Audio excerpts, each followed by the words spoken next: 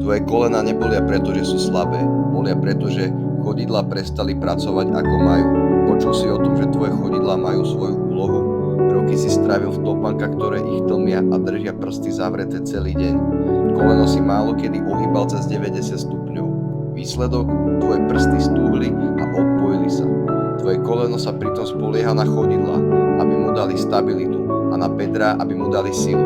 Keď si tieto dve časti vypnú, kolená sú preťažené a prepracované.